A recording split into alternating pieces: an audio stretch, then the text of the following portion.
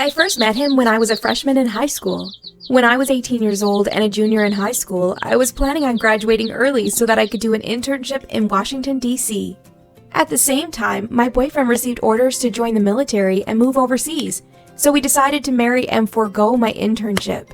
So we married the week after my junior prom. It was a big, lovely wedding. Our family was dissatisfied with our decision, but they knew we were going to go ahead with it anyhow, so they supported us. I traveled 5 states away after school ended that year to be with him for 3 months while he finished his training. I realized I needed a divorce by the end of the 3 months. While I was with him, I discovered that he had cheated on me with a girl in his unit during our engagement.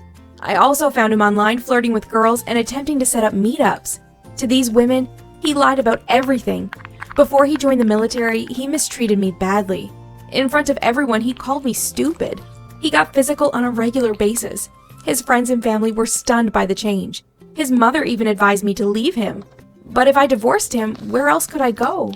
During a vacation, he came home and addressed me privately that he understood he had treated me badly, that he had been unfaithful to me. He admitted he had been physical with me and treated me like crap. I was shocked. In disgust, I stepped back from him. I didn't want to have anything to do with him. I was still hoping for a divorce. Immediately, I needed to get away from the terrible decision I'd made to marry him. That was everything I'd wished for since I realized my error on the way to the reception that evening. That was the first time in a year that I had made the proper decision. No, we're done. He went back to our friends and family this time, blaming everything on me. He claimed to be heartbroken over the whole situation in order to attract other women, including my friends, who I'm grateful for. So, what exactly did I have to say? I couldn't turn around now and tell the truth about him cheating and looking for women online while married, even girls, during his military service since I didn't have any proof. As a result, I simply accepted things as it was. There was a lot of looking and whispering from old classmates. My father did not look me in the eyes. I was ashamed of myself. I cried because I was afraid and 19 years old. I allowed everyone to believe his tale that I had slept with so many strangers. No one was standing by my side. I felt desperate after everything he had done, and now he treated me even this way. To avoid all the gossip behind my back, I moved to Washington, D.C. and started a new life there, taking my internship again. Many people have told me I ran away from my problems. Well, the thing was, I was young and weak. I wasn't able to do more, and rumors were hard to shut down. Luckily, I got the internship, and people treated me quite nice, and the manager even let me sleep in the storage room after a few weeks staying in the car. It was better, to be honest. However, I couldn't forget every memory that my ex-husband had. It was traumatizing. I had to live with those memories for nearly 10 years. I'm 29 years old now, and last year I got married again, and my husband now loves me more than anyone in the world, bless him. We had a baby together and became a normal but happy family. After a few therapy sessions, I could move on. But my husband and family never mentioned my ex-husband's name again.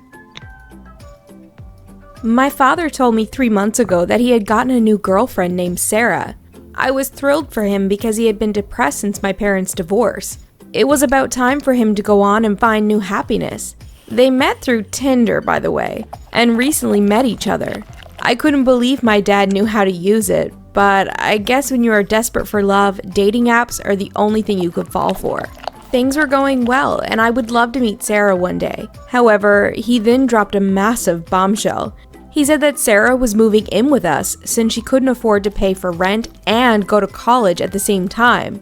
My jaw hit the floor. What do you mean, college? When I asked my father how old Sarah was, he told me she was 21. 21? I'm 23 years old. What type of father would date a girl who's younger than his own daughter? I was concerned, but I kept my mouth shut. After all, who am I to tell my father how to spend his life? Love doesn't matter the age, right? Sarah arrived at our house the next day with a large luggage.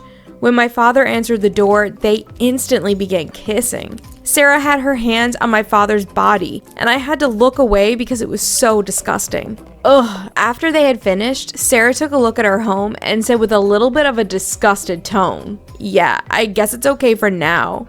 Wow, what the hell? What was that attitude? I'm so grateful your dad takes care of me, she told me the next day during dinner. I could never work and go to school at the same time. You know how difficult college is. This enraged me since when I was in college, my dad pushed me to find a part-time job in order for me to pay his rent. He claimed it was for the purpose of developing his character. I never complained since I knew my father was in a lot of debt and I wanted to help him out. After dinner, Sarah began talking about how my father had purchased her a new $15,000 SUV, and I lost all respect for him. Couldn't he understand that she was simply for his money? She was unpleasant, self-absorbed, greedy, and unquestionably a gold digger. I hope my father could see her for who she truly was and quit her, but it was evident she was going to stay. There was also the time when she wore my shirt. I wanted to scream at her, but I kept my cool. I explained to her, that's the clothing I'm wearing. Wear it today if you like, but I need it back and I'd really appreciate it if you wash it beforehand. But all she did was chuckle and say, this old rag, I should have guessed it was yours. Your dad would never buy me something so cheap.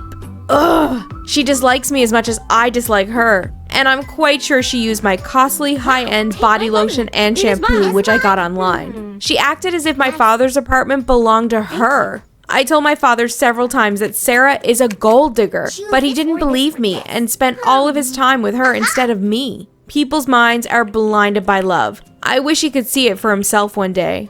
I moved out since I couldn't stand living with Sarah and my fool dad. However, their relationship continued for another 6 months, since my dad found out she had 15 Max credit cards under his name and the debt went over $50,000. That was when my dad could open his eyes and break up with that mean gold digger. But I still didn't move back to his house. I was living all good by myself. I stayed on the south side of California with my mother, father, and brother. We were all staying happily together. Every day we walked to school. I liked school, even if I was bullied occasionally, but I returned home to my ideal family, or so I thought. My father had always been the perfect father. We always had a good time together and made things together. It was great, until it wasn't. Due to COVID-19, my dad's company was bankrupt. There was nothing much they could do, so my family had to suffer a financial crisis, and my dad seemed depressed about it. He wasn't like the father that I used to know. When I returned home one day, he was drinking and smoking with his friends. I was shocked. This wasn't the father I'd known and loved all my life. A few weeks later, he was playing a game.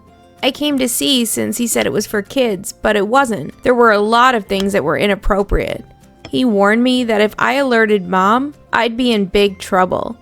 As a result, I kept my mouth shut. He'd always play the game, and he'd make my brother and me watch it. This wasn't the father I'd grown up with. I wanted to tell my mother, but he arrived first, discovered what I was up to, and threatened me that I'd end up in a lot of trouble. He made me watch things I wasn't supposed to watch and know things I wasn't supposed to know. It stressed me out and made me depressed. It made me feel uneasy on the inside. It frightened me. He made an attempt to harm me. When my mother was away, he did things he shouldn't have done. Things that may put you in prison for the rest of your life. I couldn't say anything though. I didn't want to get into any more trouble. Finally, my father went to work one day. If I tell, he'll get it, quote, kept running through my thoughts over and over again. But I felt I needed to tell my mother, so I did. I informed her of the situation. What? She exclaimed. As a result, she approached my father. He said that was true, his face contorted with embarrassment. But then he changed his attitude and started threatening my mom. She couldn't call the cops because my father was abusive and threatened to take the children away if she did. As a result, she told my dad that she was going to take us to the doctor to ensure that we were in good health. My dad agreed, but he would take my mom's phone away and threaten to beat her to death if she called the police.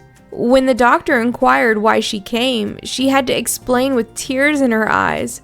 The doctor was shocked. They were at a loss for what to do. As a result, they informed the police. The cops immediately showed up at my father's house and brought him away to court, where he had to attend. The trial was lengthy, but the evidence was a hospital report claiming that my brother and I had been harmed. When he was caught, he was also drunk. He was convicted and sentenced to prison. We are currently staying with my grandparents. My mother had to seek new employment and rearrange her life. My brother and I needed to transfer to a different school. However, things are a lot better now. We're all staying happily together, and we're glad we're not being abused, and that we're having a good time together. However, if you are ever abused, don't forget to defend yourself. Let no one continue to abuse you.